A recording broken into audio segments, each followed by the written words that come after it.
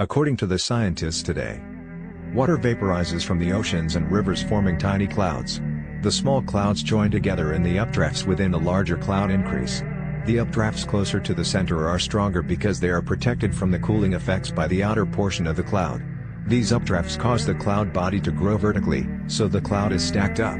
This vertical growth causes the cloud body to stretch into cooler regions of the atmosphere where drops of water and hail formulate and begin to grow larger and larger.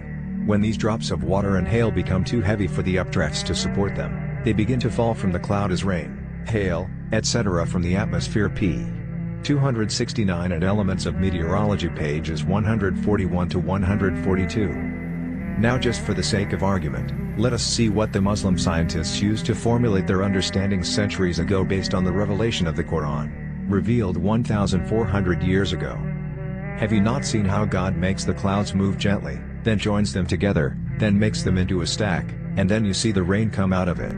Noble Quran 24:43. Meteorologists have only recently come to know these details of cloud formation, structure, and function by using advanced equipment like planes, satellites, computers, balloons, and other equipment to study wind and its direction, to measure humidity and its variations, and to determine the levels and variations of atmospheric pressure. In the preceding verse, after mentioning clouds and rain, Quran speaks about hail and lightning. And he sends down hail from mountains, clouds, in the sky, and he strikes with it whomever he wills, and turns it from whomever he wills. The vivid flash of its lightning nearly blinds the sight. Noble Quran 24:43. Meteorologists have found that these cumulonimbus clouds, that shower hail, reach a height of 25,000 to 30,000 feet, 4.7 to 5.7 miles, like mountains, as the Quran says. And he sends down hail from mountains, clouds, in the sky. Noble Quran 24:43. Now, this verse may raise the question, why does the verse say it's lightning while referring to hail? This seems to indicate that hail is a major factor in producing lightning. Looking at a book on the subject, Meteorology Today, we find that it says, clouds become electrified as hail falls through a region in the cloud of supercooled droplets and ice crystals. As liquid droplets collide with the hail, they freeze on contact and release latent heat. This keeps the surface of the hail warmer than that of the surrounding ice crystals. When the hail comes in contact with an ice crystal, an important phenomenon occurs: electrons flow from the colder object toward the warmer object. So, the hail becomes negatively charged. The same effect occurs when supercooled droplets come in contact with a piece of hail and tiny splinters of positively charged ice break off.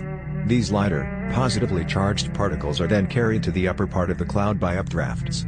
The hail, left with a negative charge, falls toward the bottom of the cloud, so the lower part of the cloud becomes negatively charged. These negative charges are then discharged to the ground as lightning. Meteorology Today p. 437. This information on lightning was discovered recently.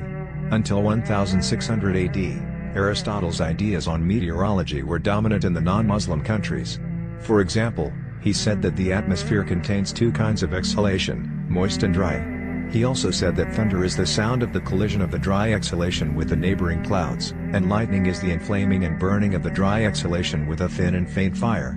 Works of Aristotle translated into English pages 369a and b. These are some of the ideas on meteorology that were dominant at the time of the Quran's revelation, 1400 years ago. Let us now bring our gaze a bit closer to earth. Consider the mountains and their majesty. Is there anything about these massive formations that may give us a clue as to the origin of creation?